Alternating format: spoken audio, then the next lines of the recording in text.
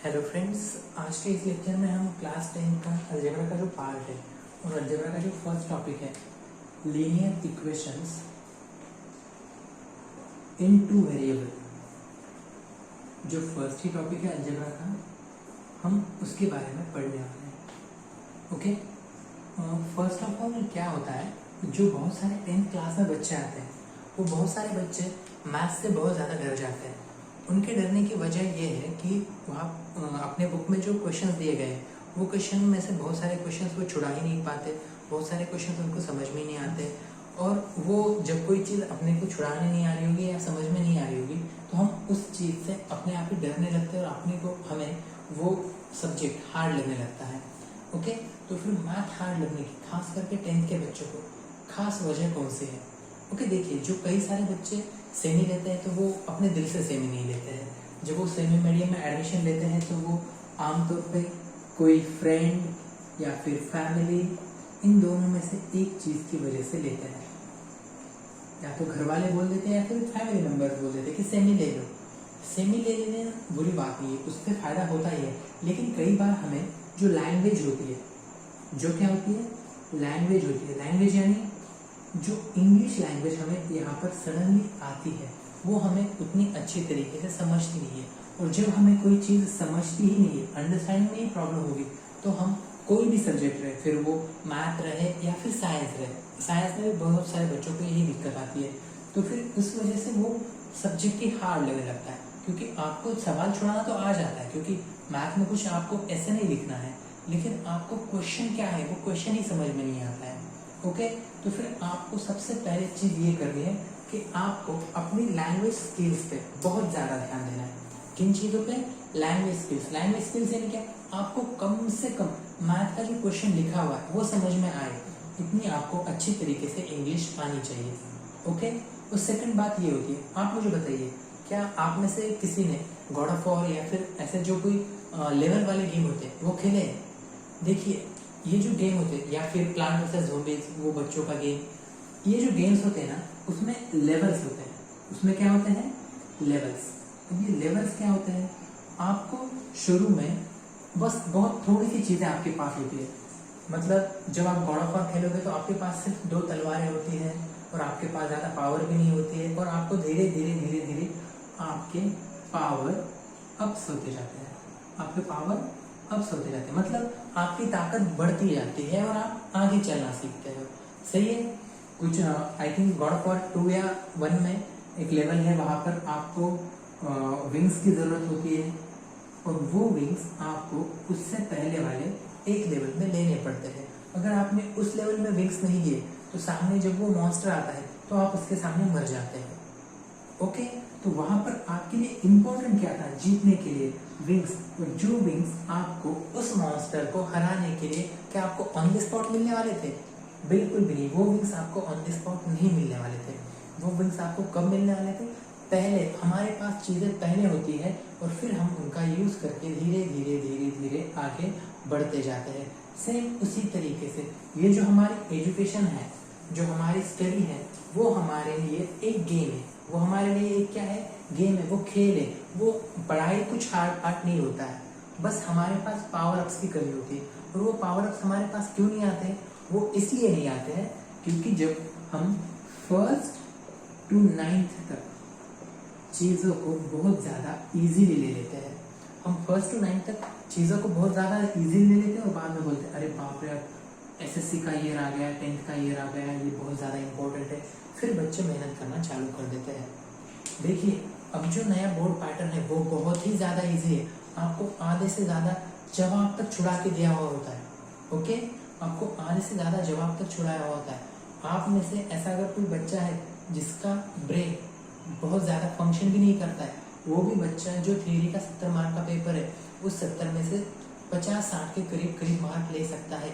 देखिए, मैं आपको एक चीज़ बोलूँगा, आप मुझे बताना कि इसके अलावा मैथ में कुछ है क्या? मैं आपको 4 चीज़ें बोलता हूँ, अगर आपको ये 4 चीज़ें आती होंगी तो आपको कोई भी मैथ 101% आएगा, इसकी मैं गारंटी देता हूँ। ओके, पहली चीज़ है एडिशन। एडिशन यानी बेरीज जमा करना, addition, subtraction, multiplication and division. और क्या कहा मैंने? डिवीजन, मल्टीप्लिकेशन और फिर डिवीजन। अब मुझे बताइए, एडिशन, सब्सट्रैक्शन, मल्टीप्लिकेशन, डिवीजन, आप कहोगे सर ये तो हम सबको आता है, हम 10th के बच्चे हैं, आप क्या हमें एड़े समझ रहे हैं क्या, पागल समझ रहे हैं? नहीं, बात वो नहीं है। अगर आपको एडिशन, सब्सट्रैक्शन, मल्टीप्लिकेशन, डिवीजन आती है तो मैथ में इसके अलावा कुछ भी नहीं होता है। मैथ में इसके अलावा कुछ भी नहीं होता है। जब हम 9th का सेट्स टॉपिक देखते हैं, आपको एग्जाम्पल के तौर पर बताता हूँ, उसमें आपको सिर्फ चीज़ों को देखकर उनकी लिस्ट बनानी है। पहले टॉपिक में आपको सिर्फ और सिर्फ लिस्ट बनानी है। पता है ना, सेट्स बनाते हुए हम शुरू में क्या करते हैं? लिस्ट बनाते हैं। बाद में हम क्या करते हैं? सेट के टाइप्स जब देखते हैं तो इसमें एक है क्या दो है, हम इसको गिन सकते हैं या नहीं गिन सकते। इतनी बेसिक चीज़ें हैं। अगर आपको एडिशन, सब्सट्रैक्शन, मल्टीप्लिकेशन और डिवीजन ये 4 चीज़ें आती होगी तो आपको पूरा का पूरा मैथ 100% समझेगा। सर फिर भी लेकिन मुझे वो क्यों नहीं समझता है? इसकी खास 2 वजह है। इसकी खास 2 वजह है। देखिए, मैं डायरेक्ट सिखाने से पहले मैं आपको ये बताना चाहता हूँ कि सीखना कैसे है। आपको समझ में आना चाहिए कि आप अभी कौन से लेवल पर है और आपको कहाँ तक मेहनत करनी है। देखिए, ये ना समझने की सबसे इम्पोर्टेंट चीज़ है, मैथ को सिर्फ प्रॉब्लम सॉल्विंग वाला सब्जेक्ट समझना। प्रॉब्लम सॉल्विंग यानी क्या? आपको कोई तो भी क्वेश्चन दिया होगा, मतलब दिया है x + y = 14, x - y = 4, तो छुड़ा। तो आपने चालू हो गए इसके, और इस तरीके से आपने छुड़ाना स्टार्ट किया क्या कि उसको सिर्फ क्वेश्चन समझ के। तो फिर आपका ये जो अप्रोच है वो अप्रोच ही गलत है। आपको चीज़ों को समझ के लेना है कि वो x + y क्यों है, ये x - y क्यों है, ये सबकी मीनिंग क्या है। जब तक आप इन चीज़ों पे गौर नहीं करोगे तब तक आपको समझ में पक्का नहीं आएगा। ठीक है, आपको गौर करना है किस पे, कि ये क्या है, क्यों है, कहाँ से आया है, क्या इसके पहले जो कुछ था मैंने सब सीखा है। और दूसरी बात है आपके टीचर्स। अगर आपके टीचर्स आपको सिर्फ और सिर्फ मैथ का बुक लेके आकर उसमें से एक क्वेश्चन पढ़ के सॉल्व करके दे रहे हैं और आपको बोल रहे हैं कि बाकी के घर से पढ़ कर आओ, आपको वो थ्योरम सिर्फ लिखवा कर दे रहे हैं और बोल रहे हैं इसका प्रूफ देखो और आकर प्रूफ लिखवा के दे रहे हैं, तो समझिए आपका जो अप्रोच है, आपका अप्रोच गलत है। आपको एडिशन, सब्सट्रैक्शन, मल्टीप्लिकेशन, डिवीजन आता है तो जो बाकी के कंसेप्ट है वो बाकी के कंसेप्ट सिखाना एज ए टीचर हमारा काम होता है। ओके, अगर आप कोई यहाँ पर आपकी बैड लक से अच्छे टीचर नहीं है तो कोई बात नहीं, आपको यूट्यूब पर बहुत अच्छे टीचर्स मिल जाएंगे। ठीक है, लेकिन बस आपको सीखने की अपने दिल में चाहत रखनी होगी। ओके, अब आपको ये समझ में आ गया कि हमें किस तरीके से और क्या क्या करना चाहिए, तब जाके हमें मैथ में सक्सेस मिलेगा। आपको क्या करना होगा? फर्स्ट ऑफ ऑल आपको कुछ बेसिक चीजें याद ही रखनी होगी। फर्स्ट 30 तक टेबल्स। कहाँ तक? 30 तक टेबल्स। 1 to 30 स्क्वायर्स और 1 to 20 क्यूब्स। इनसे फायदा क्या होगा? इनसे फायदा सिर्फ इतना होगा कि आप बाकियों से फास्ट क्वेश्चंस को सॉल्व कर पाएंगे। आप बाकियों से क्वेश्चंस को फास्ट सॉल्व कर पाओगे। ठीक है, आपको इन 3 चीजों को करना ही करना है। ऊपर से आपको कम से कम डेली 20 मल्टीप्लिकेशंस करने चाहिए मेरे हिसाब से। सर 20 मल्टीप्लिकेशंस यानी मैंने अब नंबर लिया 30,72,273 मल्टीप्लाइड बाय ऐसा ही कुछ बड़ा नंबर नहीं। आपको इतनी ओवर चीजें नहीं करनी है। आपको सिर्फ 2 डिजिट नंबर को 2 डिजिट नंबर से मल्टीप्लाई करना है। क्या करना है आपको? 2 डिजिट नंबर को 2 डिजिट नंबर से मल्टीप्लाई करना है बस। कम से कम 20 क्वेश्चन। अगर आप 20 क्वेश्चन डेली छुड़ाते हो ना, सिर्फ आप 1 मंथ प्रैक्टिस करो, उसके बाद में आपकी मल्टीप्लिकेशन की स्पीड बहुत ज्यादा बढ़ जाएगी। ठीक है, अगर आप इन चीजों को अभी से करना स्टार्ट करते हो तो मैं आपको बता दूं 11वीं 12वीं के बाद आपको IIT में एडमिशन भी बहुत आसानी से मिल जाएगा। आपको सिर्फ इन चीजों पे ध्यान रखना है। आपको मैथ को अच्छे से समझ के लेना है। इसके लिए ये सब बेस है। जिस बिल्डिंग का बेस अच्छा नहीं होता है वो बिल्डिंग अच्छी नहीं बन सकती है। ये एग्जाम्पल हम 1000 बार सुनते हैं और वो सच है। ओके, सही है, गुड। तो इसके बाद जब भी हम मैथ का कोई भी टॉपिक 10th का पढ़ना शुरू करेंगे तो आपको ये चीज अच्छे से याद रखनी होगी कि वो टॉपिक हम फर्स्ट टाइम नहीं देख रहे होंगे, उस टॉपिक को हमने इससे पहले देखा होगा। तो फिर ये जो टॉपिक है लीनियर इक्वेशंस इन टू वेरिएबल, क्या हमने इसको भी इससे पहले देखा है? हाँ, हमने इसको भी इससे पहले देखा है। कब देखा है पता है? हमने इसको 7वीं से देखना चालू करा है। कब से? 7th स्टैंडर्ड से। 7th स्टैंडर्ड में था हमें इक्वेशन। 7th स्टैंडर्ड में हमें क्या टॉपिक था? इक्वेशन। 8th में क्या आ गया? Linear equation in one variable. 9th में क्या आ गया? Linear equation in two variable. और फिर हम 10th में उसका ही एडवांस वाला पार्ट पढ़ रहे हैं, linear equation in two variable. अब मुझे बताओ, ये टॉपिक हम 7, 8, 9 और 10 4 साल सीख रहे हैं। कितने साल सीख रहे हैं? 4 साल। बस थोड़ी सी डिफिकल्टी लेवल बढ़ा कर। सही है ना? जो मैंने एग्जाम्पल दिया था गेम्स के जैसा, आपको पावर अप्स लेने हैं। आपको क्या करना है? पावर अप्स लेने हैं। तो फिर कोई भी टॉपिक चालू होने से पहले आपको कुछ बेसिक चीजें पता होनी चाहिए। और आमतौर पर टीचर ऐसा अज्यूम करते हैं कि आपको वो सब की सब बेसिक चीजें पता होगी और फिर सिखाना चालू करते हैं। लेकिन यहाँ पर मैं ऐसा नहीं करूँगा। मैं हर एक चीज को, फिर चाहे वो लीनियर की मीनिंग हो, इक्वेशन की मीनिंग हो, वेरिएबल की मीनिंग हो, मैं इन सब चीजों को दोहराऊंगा। मैं आपको उनका बेस बताऊंगा। मे भी आपको ये सब चीजें पहले से पता होंगी, लेकिन उन चीजों को रिवाइज करने से आपका नुकसान कभी नहीं होगा। और जिन बच्चों को ये चीजें पहले से आती है वो यही वीडियो 2 की स्पीड से देखकर आगे फॉरवर्ड कर सकते हैं। ओके, आपको समझना जरूरी है। ठीक है, तो हम हमारा लेक्चर स्टार्ट करते हैं।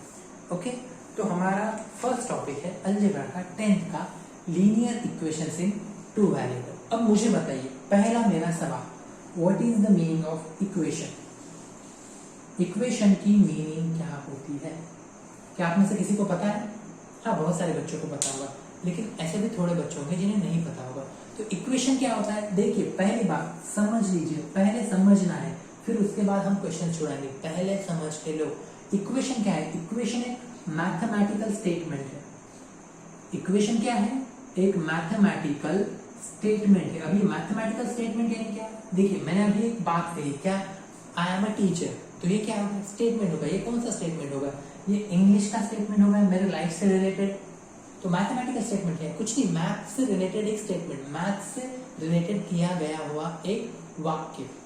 ओके, इक्वेशन क्या है? एक मैथमेटिकल स्टेटमेंट है having two equal quantities, having two equal quantities। क्या कहा मैंने? इक्वेशन क्या है? मैथमेटिकल स्टेटमेंट है जिसमें दो इक्वल क्वांटिटीज होती है। अब ये क्वांटिटीज की जगह पर आपको कई जगह पे अलजेब्रिक एक्सप्रेशन ये वर्ड भी दिखाई देगा। कौन सा? Algebraic expression. अब ये अलजेब्रिक एक्सप्रेशन यानी क्या? कुछ नहीं। अलजेब्रिक एक्सप्रेशन यानी एक ऐसा सेंटेंस जिसमें addition, subtraction, multiplication, division, numbers, उसके साथ ही कांस्टेंट, इनका समावेश हो। क्या कहा मैंने? अलजेब्रिक एक्सप्रेशन यानी क्या? अलजेब्रिक एक्सप्रेशन यानी एक ऐसा स्टेटमेंट। अब स्टेटमेंट यानी क्या? कुछ नहीं। ऐसे तरीके से मैथमेटिकल स्टेटमेंट कैसे होते हैं? 2 + 3 = 5, ये क्या है? ये मैथमेटिकल स्टेटमेंट है। 7 × 2 = 14, ये क्या है? ये मैथमेटिकल स्टेटमेंट है। I am a teacher, ये क्या है? ये इंग्लिश वाला स्टेटमेंट है। ओके, आपको समझ में स्टेटमेंट क्या है? तो फिर अलजेब्रिक एक्सप्रेशन क्या है? कुछ नहीं है, वो भी एक मैथमेटिकल स्टेटमेंट है जिसमें अलजेब्रिक ऑपरेशंस आते हैं। जिसमें क्या आते हैं? Algebraic operations. अरे बाप रे, अभी नया वर्ड आ गया, अलजेब्रिक ऑपरेशंस। क्या होता है अलजेब्रिक ऑपरेशंस? कुछ नहीं होता है। एडिशन, सब्सट्रैक्शन, डिवीजन और मल्टीप्लिकेशन। क्या कह रहा हूं मैं? एडिशन, सब्सट्रैक्शन, मल्टीप्लिकेशन और डिवीजन, इनको ही स्टैंडर्ड लेवल में हम क्या कहेंगे? Algebraic operations. क्या कहेंगे? Algebraic operation. तो अलजेब्रिक एक्सप्रेशन क्या है? एक ऐसा स्टेटमेंट जिसमें अलजेब्रिक ऑपरेशंस हो, नंबर्स हो, कई बार इनको कांस्टेंट कहा जाता है, और वेरिएबल्स हो। और क्या हो? वेरिएबल्स हो। मतलब सर मैं अच्छे तरीके से समझ में नहीं आया, ये हो या ना, ऐसा फिक्स नहीं है। ओके सर मैं समझ में नहीं आ रहा मुझे अलजेब्रिक एक्सप्रेशन क्या है। कुछ नहीं, ये तुझे दिख रहा है 7 × 2 = 14। हाँ दिख रहा है। क्या तुझे मालूम है कि ये सही है? हाँ, इसी को अलजेब्रिक एक्सप्रेशन कहते हैं। लेकिन सर वो उसमें कहा था अलजेब्रिक एक्सप्रेशन में एडिशन, सब्सट्रैक्शन, डिवीजन, मल्टीप्लिकेशन। देख यहाँ पर मल्टीप्लिकेशन आ रहा है क्या? हाँ आ रहा है। क्या इसमें नंबर्स आ रहे हैं? हाँ आ रहे हैं। तो फिर ये अलजेब्रिक एक्सप्रेशन है। ओके यहाँ पर कौन सा अलजेब्रिक एक्सप्रेशन है? दो अलजेब्रिक एक्सप्रेशन है। कौन सा? एक ये मल्टीप्लिकेशन वाला और वो उधर लिखा हुआ नंबर। तो मैथमेटिकल स्टेटमेंट क्या है ये हमने समझा। और अब हम क्या देख रहे हैं? इक्वेशन क्या है? इक्वेशन एक ऐसा मैथमेटिकल स्टेटमेंट है जिसमें दो इक्वल क्वांटिटीज दिखाई जाती है। 14 और 7 × 2 क्या ये दो क्वांटिटीज है और क्या ये इक्वल है? तो फिर ये इक्वेशन है। क्या इतना आसान? हाँ ये इतना आसान होता है, लेकिन फिर भी हम इन्हें समझकर नहीं लेते हैं। ओके समझ में आ रहा है ये कितना आसान है? इक्वेशन क्या है? मैथमेटिकल स्टेटमेंट है जिसमें दो इक्वल क्वांटिटीज होते हैं। अगर मैंने लिखा 2 + 3 = 5, सर क्या ये इक्वेशन है? आपको क्या लगता है? हाँ बिल्कुल। क्यों? दो क्वांटिटीज है, एक = साइन के राइट में, एक लेफ्ट में, हैविंग टू इक्वल क्वांटिटीज।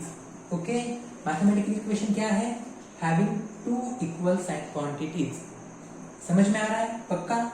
अगर मैंने यहाँ पर लिखा 7 + 9 = 16, क्या ये मैथमेटिकल एक्सप्रेशन है? हाँ सर एक्सप्रेशन है। क्या ये इक्वेशन है? हाँ ये भी इक्वेशन है। क्या इक्वेशन है? हाँ ये भी इक्वेशन है। पक्का? ओके नेक्स्ट मैंने लिखा 9 / 3 = 3। क्या ये मैथमेटिकल एक्सप्रेशन है? हाँ आपको ये मोटे तौर पे समझ में आ गया ना कि मैथमेटिकल एक्सप्रेशन क्या है और इक्वेशन क्या है। पक्का? Very good. अब मैंने यहाँ पर ऐसे लिखा, क्या लिखा? 2x + 3 =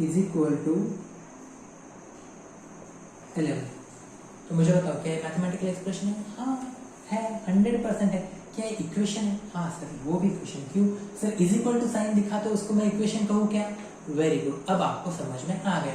= साइन दिखे तो उसको आप डायरेक्टली इक्वेशन बोल दो। = साइन है इक्वेशन, = साइन है इक्वेशन, = साइन है तो इक्वेशन। Very good.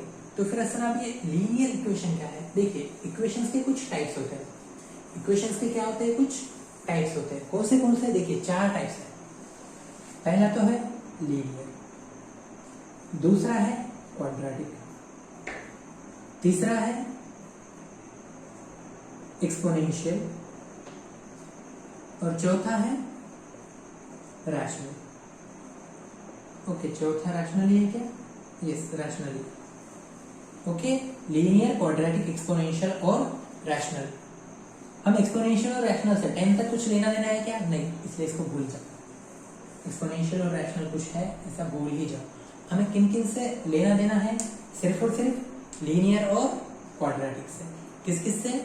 लीनियर और क्वाड्रेटिक से। अब मुझे बताइए लीनियर इक्वेशन को लीनियर क्यों कहते होंगे? मुझे बताओ। आपको यहाँ पर लाइन वर्ड दिख रहा है क्या? लाइन वर्ड दिख रहा है? Very good. तो फिर जब हम ये लीनियर इक्वेशन को ग्राफ पेपर पर निकालते हैं, इसे हम किस पर निकालते हैं? जब हम ग्राफ पेपर पर निकालते हैं तो तब हमें ये तब हमें ये क्या कैसे दिखते हैं? जब हम इसका एक्सप्रेशन निकालते हैं तो हमें ये सीधा स्ट्रेट लाइन में दिखते हैं। किस में दिखते हैं? स्ट्रेट लाइन में दिखते हैं। ओके समझ में आया? ये एक्सप्रेशन हमें स्ट्रेट लाइन में दिखते हैं, इसलिए इन्हें लीनियर इक्वेशंस कहा जाता है। Okay good. और क्वाड्रेटिक इक्वेशंस किन्हें कहा जाता है? जिनमें वेरिएबल का मैक्सिमम पावर 2 हो। अब ये वेरिएबल का मैक्सिमम पावर 2 हो यानी मुझे बताइए अगर इक्वेशन है, ओके हम नंबर्स के फॉर्म में लिखेंगे, पहले ही लेटर्स के फॉर्म में नहीं लिखेंगे। मैंने आपको लिखा है यहाँ पर एक इक्वेशन दिया 9x² + 4x + 5 = 0। तो फिर मुझे बताओ पहले ये इक्वेशन है? हाँ ये इक्वेशन है। सर आपको कैसे पता? सर यहाँ पर = का साइन है ना तो इक्वेशन है। Okay very good. तो मुझे बताओ क्या ये क्वाड्रेटिक इक्वेशन है? हाँ क्यों? मैक्सिमम पावर 2 है। मैक्सिमम पावर क्या है 2 है। अगर मैंने इक्वेशन लिखा 9x³ plus 7x⁴ plus 3x plus 2x² minus 7 is equal to 0, मुझे बताओ ये इक्वेशन है? हाँ, क्या ये क्वाड्रेटिक इक्वेशन है? हाँ सर, वहां पर पावर तो 2 है ना? नहीं, मैक्सिमम पावर 2 होना चाहिए। कौन सा पावर? Maximum power. तो फिर यहाँ पर मैक्सिमम पावर क्या है? 4 है।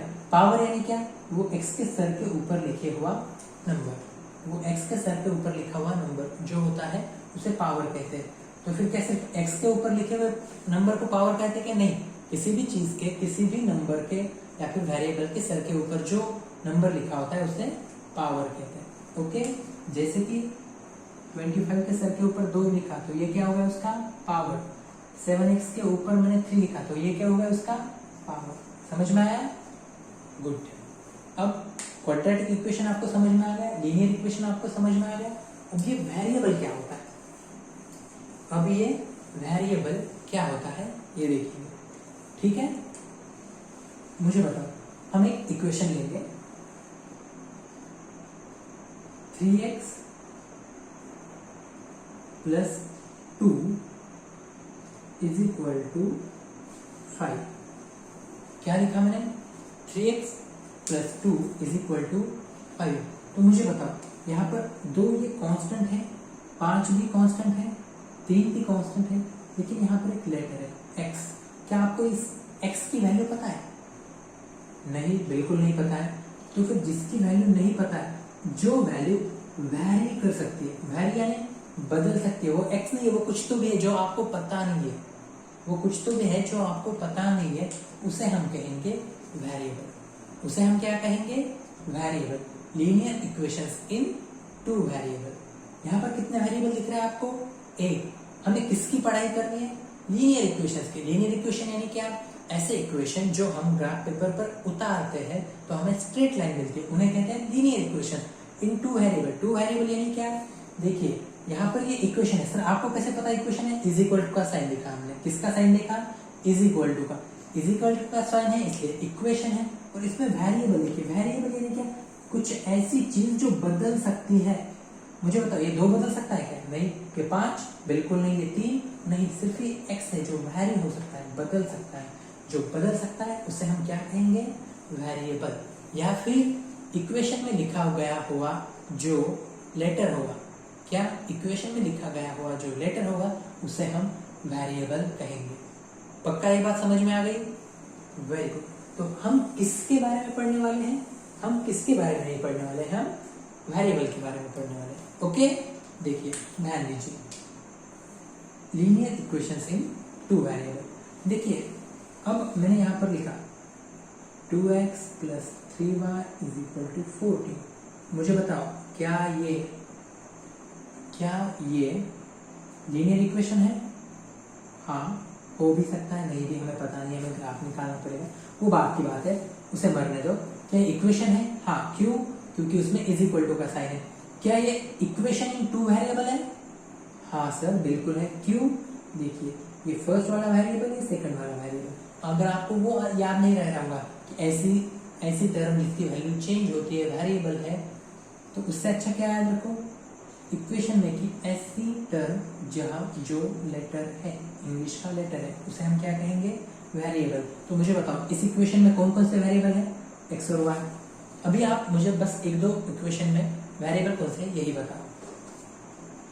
3m प्लस 7m, बताइए इसमें कौन कौन से वेरिएबल है? m और n। मैंने लिखा 5s प्लस 2a, तो इसमें कौन कौन से वेरिएबल है? यस और a। तो क्या आपको समझ में आ गया है वेरिएबल क्या होता है? Very good. अब हम अपने टॉपिक को शुरुआत करते हैं। अब हम क्या करते हैं? हमारे टॉपिक की शुरुआत करते हैं। ओके ना, मुझे बताइए, हमें एक चीज को याद में रखना होगा, लीनियर इक्वेशन से 2 वेरिएबल का डिनोशन मतलब उन्हें दिखाया किस तरीके से जाता है? उन्हें दिखाया जाता है ax plus by plus c is equal to 0। ये उनका जनरल फॉर्म है। वो आता है ना फर्स्ट क्वेश्चन, लिखा मैं जागा भरा फिल इन द ब्लैंक, नहीं वो MCQ वाला, उसमें आता है ऐसे क्वेश्चन कि बताओ linear equation in two variable का जनरल फॉर्म क्या है x plus D Y plus C is equal to 0। यहाँ पर x और y वेरिएबल्स है, यहाँ पर x और y क्या है वेरिएबल्स, और a एंड b क्या है टर्म कहने से अच्छा है नंबर कह देंगे। ओके, a और b क्या है नंबर है। ओके, समझ में आया पक्का? हम इसका एक एग्जाम्पल लेंगे तब आपको और अच्छे समझ में आएगा, रहने देंगे उसे। ओके, बुक में का ही एग्जाम्पल लेंगे।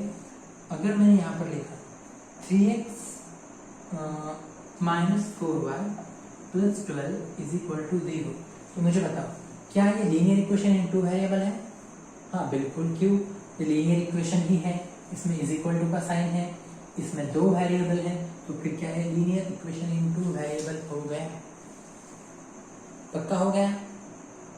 समझ में आया आपको linear equation in two variable क्या होता है? पक्का? ठीक है, तो अब हम क्या करेंगे, तो अब हम हमारे बुक में हमें एक टेबल दिया गया है और हमसे पूछा गया है कि बताओ कि क्या ये linear equation in two variable है या नहीं। ओके, तो हम क्या करेंगे, हम ये समझ के लेंगे कि वो linear equation in two variable है या नहीं, और नहीं है तो क्यों है। ठीक है, देखो फर्स्ट हमें दिया गया है 4m plus 3n is equal to 12। Okay, हम क्या करते हैं पहले सारे के सारे इक्वेशंस लिख कर लेंगे। Okay, 4m plus 3n is equal to 12, उसके बाद 3x square minus 7y is equal to 13 root 2x plus minus root 5y is equal to 16, 0x plus 6y minus 3 is equal to 0, बाद में 0.3x plus 0y minus 36 is equal to 0, 4 upon x plus 5 upon y is equal to 4, और आखिर में okay हम ये नाम इसे मिटा देंगे, इसका वजूद ही मिटा देंगे, और उसके बाद ऊपर लिखेंगे 4xy plus minus 5y minus 8 is equal to 0। अब हमें बताना है कि क्या ये लीनियर इक्वेशन इनटू वेरिएबल है या नहीं। तो फिर पहले तो मुझे बता कंडीशन क्या चाहिए, मैक्सिमम पावर वेरिएबल का 1 चाहिए, मैक्सिमम पावर क्या चाहिए 1 चाहिए, 2 होगा तो क्वाड्रेटिक इक्वेशन, 3 होगा तो पॉलिनोमियल, क्लास 9th में हमने पढ़ा था। ओके सही है, तो मुझे बताओ यहाँ पर पहले वेरिएबल्स कौन कौन से ये बता, यहाँ पर वेरिएबल्स कौन कौन से हैं, m और n, कॉमा देकर लिखेंगे हम m और n। क्या मैक्सिमम पावर 1 है, तो फिर हाँ ये linear equation in two variable है। मुझे बताओ यहाँ पर ओके हम पेन चेंज करेंगे, मुझे बताओ यहाँ पर 3x square minus 7y is equal to 13 में वेरिएबल कौन कौन से हैं, यहाँ पर वेरिएबल्स है x और y, x स्क्वायर मत कहना x है, वेरिएबल x है। मुझे बताओ कि मैक्सिमम पावर 1 है, नहीं, तो फिर क्या ये linear equation in two variable है, बिल्कुल नहीं। ओके, तो फिर मुझे बताओ अब next root 2x minus root 5y is equal to 16। मुझे बताओ पहले तो यहाँ पर वेरिएबल्स कौन कौन से हैं, यहाँ पर वेरिएबल्स है x और y। ओके, और मुझे बताओ क्या यहाँ पर मैक्सिमम पावर 1 है, देखो मैक्सिमम पावर 1 है, मैक्सिमम पावर 1 है मैं कह रहा हूं, लेकिन किसकी, वेरिएबल की। यहाँ पर वेरिएबल की पावर माइनस प्लस 1 है ना, तो फिर ये है, लेकिन सर वो रूट में दिख रहा है 2 और रूट 5, तो फिर उनका हमें कुछ भी नहीं लेना है। वो ऐसा भी लिखा होता ना उसने रूट 2 की जगह 1.414x, तो भी हमें उस चीज से कुछ भी फर्क नहीं पड़ा होता। हमें किसका पावर देखना है, हमें सिर्फ और सिर्फ वेरिएबल का पावर देखना है।